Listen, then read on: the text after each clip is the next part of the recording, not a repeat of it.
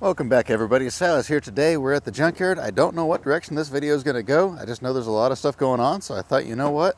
I'm going to grab the camera and we're just going to see what happens. Those are sometimes my favorite videos, is when they don't really have a set plan. They just kind of happen and unfold on their own. Hey, kitty. I had people asking about you. They hadn't seen you in the videos lately. Yeah. Claw me. Yeah.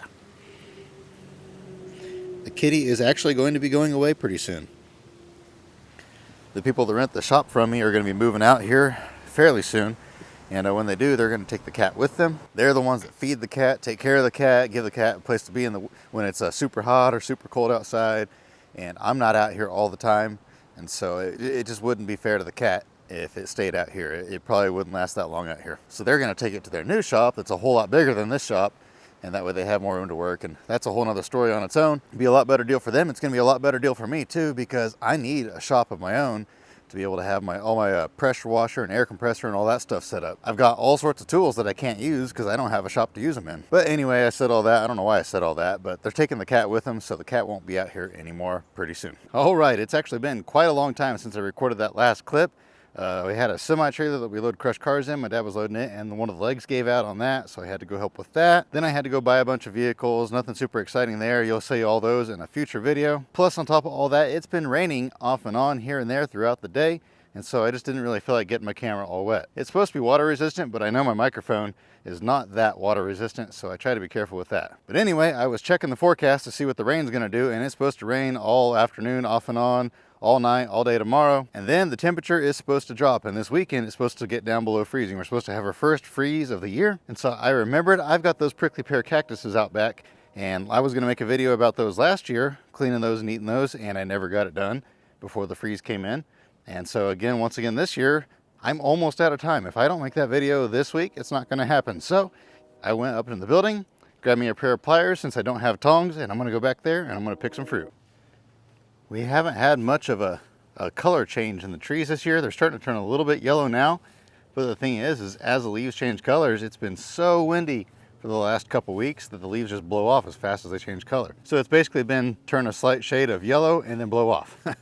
So we haven't had a whole lot of the variety of colors that we usually get. If we get a little bit more rain here in about a week or two, I'll go out and I'll do another mushroom hunt for some oyster mushrooms. It's not supposed to be a hard freeze. So with this rain, I think as long as we don't get a hard freeze between now and then, I should be able to go out and maybe, hopefully, find a couple oysters. I really regret not coming back here when they were in season and picking some more of these currant berries. They were on these. I mean, I picked a bunch of them, just not on camera. Ate a bunch of them. They were pretty good. But what I really should have done was made a video about those. And here we go. Now, I was reading about these red fruit right here, that you're supposed to pick them with tongs, and then you're supposed to roast them over a fire to get the little spines burned off of them. However, I was talking to another guy and he says that's not necessary to roast them. You just do have to be really careful. But what you can do is you do want to pick them with something. Leather gloves work. I don't have my leather gloves with me. But you pluck them like that. For whatever reason, my camera does not want to focus on that. It wants to focus on everything in the background. There we go. Okay, so you see those little black spots? Those have a bunch of little spines on them. Those are what you would normally roast off. However, you don't have to do that. What you can do instead is you just hold on to it with a pair of pliers. You cut the ends of them off, then you cut a slit in them, and then you just peel the outside of them off. You just gotta be really careful not to touch them where those little black spots are, and you'll be fine. Now, before I go pick a whole bunch of these things, I do want to go ahead and do one of them just to see, make sure I even like them, make sure they are edible.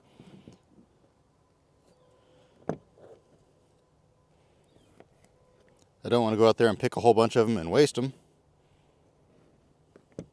You can see there I got a little bit rough with it and I already tore the skin a little bit. But you basically just do that. I probably cut a little bit too much there. That might be about right. These are kind of small ones. A lot of times if you're from like down in Texas area, the ones that grow down there are a little bit bigger than this. There we go, like that. And then you just want to very carefully peel them open. See, I cut this one too far, so it's not going to really cooperate now. But all the seeds are edible. You just don't want to eat too many of them because the seeds will stop you up. But we're not going to do that today. I'm kind of hacking and butchering this thing. I've never done this before, folks, so don't judge me too harshly. I got a little bit rough with this one anyway. There we go. If you do it correctly, you're able to peel the skin off the outside of them, then it's not a big deal. I did not do this one correctly. Do as I say, not as I do. But let's see what it tastes like.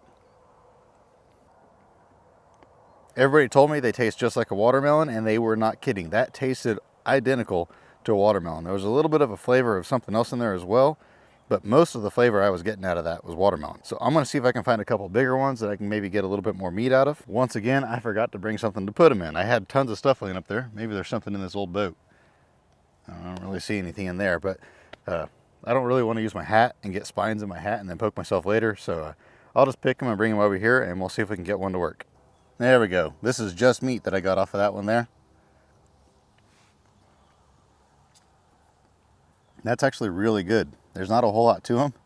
I wish they were bigger, but they don't get much bigger than that here in Kansas. The ones in Texas will get absolutely huge, and they'll have a ton of meat on them. Yeah, it kind of has the consistency of a pear, so I see why they call them pears, and they are prickly, so I see why they're called prickly, but it tastes like a watermelon, and it looks like a watermelon actually.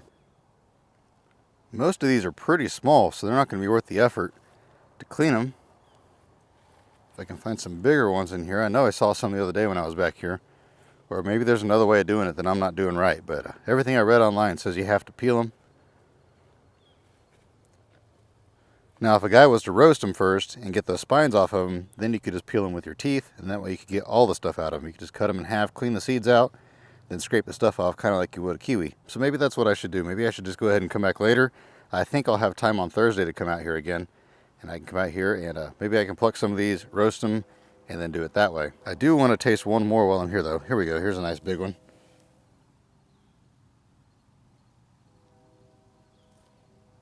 Oh, that just ripped right off. Ripped right in half. You can see there that just even this great big one is almost all seeds. Yeah, I think that's what I'm going to have to do. I'm just going to have to come back later. We're learning stuff together, folks. So with that being said, we will pick this video back up either tomorrow or the next day. I'll see you guys then. And we are back, and that sun is bright. It's Thursday now. It's been a couple days. It poured down rain the later half of that day that I filmed last, and yesterday it just poured down rain all day. You wouldn't know it by looking around now. It is bone dry out here still. It is beautiful out here right now. It's nice and sunny, no clouds in the sky. It's real nice out here. A little bit windy, but not too bad at all. However, tonight a cold front's going to come in. Temperature's supposed to drop down into the low 40s, and then tomorrow night it's potentially going to drop down into the 20s. So today is my last day to do this, so I am headed back there now. I picked up a pair of tongs. I did a little bit more research about these. Now, once again, most of what I found was about the big prickly pears, but we'll do the best that we can. I'm also bringing a bowl with me. That way I have something to put them in. I'm hiking back there now, so I'll just see you in a minute.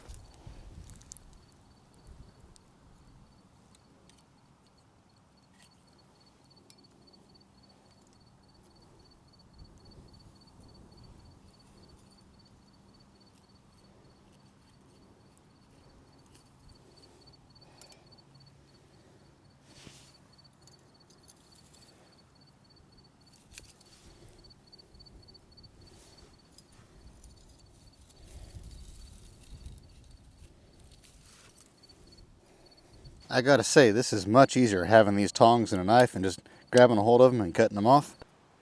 And there we go, there's my haul. I didn't pick that many just because I don't want to spend the next hour doing this. I want to do it fairly quickly.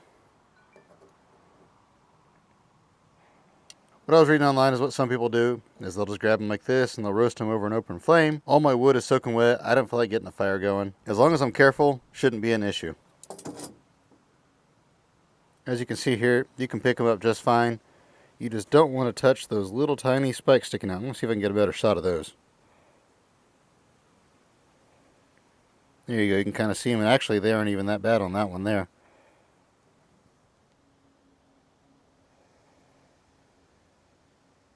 There we go. You can see them a little bit better on there. It'd be like letting little tiny splinters all through your fingers if you touch those. So once again, what we want to do is we want to cut off about a 1/4 inch. I need to sharpen my knife. Just like that. I cut off a little bit too much on this one. For these little tiny ones, I probably don't need to cut that much, but I basically just need to cut this end off. I already cut the other end of them off as I cut them off the plant. Now I just need to score it all the way down. Just like that. And then now, I should be able to just grab a hold of the skin and peel it off of there.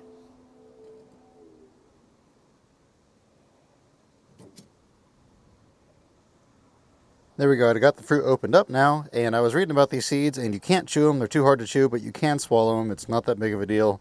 You just don't want to do more than probably about this many here if you're going to swallow the seeds. Now the next tool I'm going to use is this fancy plastic fork. There we go. I turned the camera around. I was trying to do everything with my right hand, and it just wasn't working very well trying to film that and everything from the other side. As you can see, there's just not a whole lot of fruit on these things. And in fact, on this one here, you can kind of see there's basically no fruit at all other than what's attached to the seeds. Okay, I'm trying a new strategy. I just went through with my knife, cut all the glaucids off, and now I can kind of squeeze it like a applesauce pouch.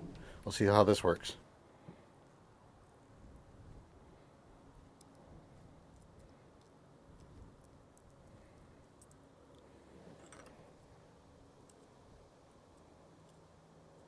Okay, we're learning this as we go. So far, nothing's really working out as well as I was hoping it would.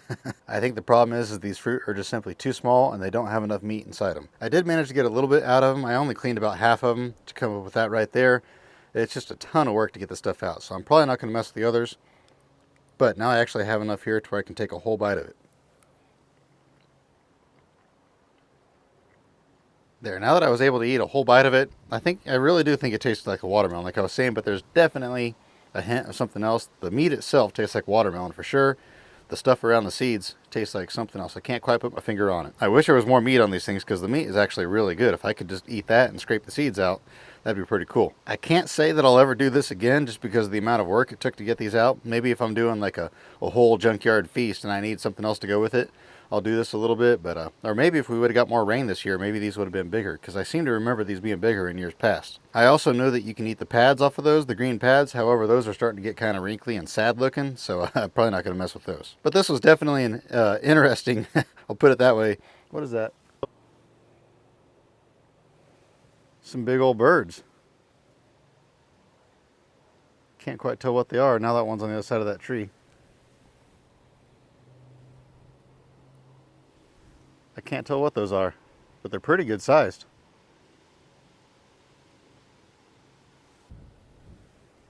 There's another one. There's 3 or 4 of them flying around. Anyway, as I was saying, that was definitely an interesting experiment. Like I say, I don't know that we'll do that again unless I need just something extra for color in a video or something like that in the future. That's just a boatload of work for 1 bite of food, or I got about 3 bites of food out of half of those, so I would have had 6 bites total, and I've got about 30 minutes invested in it. So 30 minutes for 6 bites, probably not really worth it. I say that, and I will go out and I will hike for hours and hours and hours to find a few mushrooms. So go figure. However, once you find the mushrooms, they're definitely a whole lot easier to process. The key to those is being able to find them. So my last catch and cook video with the spiderwort tea, I give that one a thumbs up for sure. This one with the prickly pear fruit, I'm going to go ahead and give it a thumbs down. I was reading, and you can actually buy prickly pear fruit online, so maybe I'll just go ahead and order some of the real deal, some of the ones that are nice and big and plump. And when you order them online, they've already removed the glaucids for you, so that'll make it a whole lot easier to just go ahead and skin them and eat them. I'm not sure if I'm going to be able to do any more catch and cook quote unquotes out here at the junkyard. I know this isn't technically a catch and cook. I had a couple people pretty upset about the spiderwort tea one. They said, oh, you didn't catch and cook anything, but you just call it a catch and cook. That way the algorithm will grab a hold of it and put it out there. But I really don't know what else I could possibly cook this time of year or find as far as wild edibles. With that rain that we just got over the last few days, as long as it doesn't get too cold for too long, I might go out and do one more oyster hunting video. Not sure if we'll find any or not. It's just been so dry and it's getting really late in the season now, so it might be too little too late. But the other day I did buy a portable camping cooking type kit, one of those little tiny burners and all that sort of stuff, so I definitely want to go out, do some exploration videos, but I'll probably just have to go ahead and take food with me. Maybe we'll go back in the trees out here and we'll build stuff out of random junkyard materials. I don't know. I just want to do some fun stuff. But in order for me to be able to do that more often, I'm going to need you guys to like this video, drop a comment below. Your comment can be related to the video, or you can just comment and leave a recipe for cookies or something like that. It doesn't really matter. But what that does is it helps boost the video in the algorithm. That way more people see it, because if I would have spent this time doing something junkyard related, I could have made a whole lot more money than this video is going to make. But little by little, I want to do more of this type of stuff, so stay tuned. Who knows what's going to happen next. Like I say, we're probably going to do some more exploration slash building stuff out in the woods type videos. I do have a swap meet that I'm thinking about going to, and I probably won't buy much there. I always say that and then I do, but assuming I don't buy much there, I'll probably just go ahead and put that on this channel. Maybe I'll find an old barn to explore. I really don't know what's going to happen next, so just stay tuned. With that, I will let you all go. I hope you have an absolutely fantastic rest of your day. Remember to get out there and find yourself an adventure and try new things. We'll see you next time.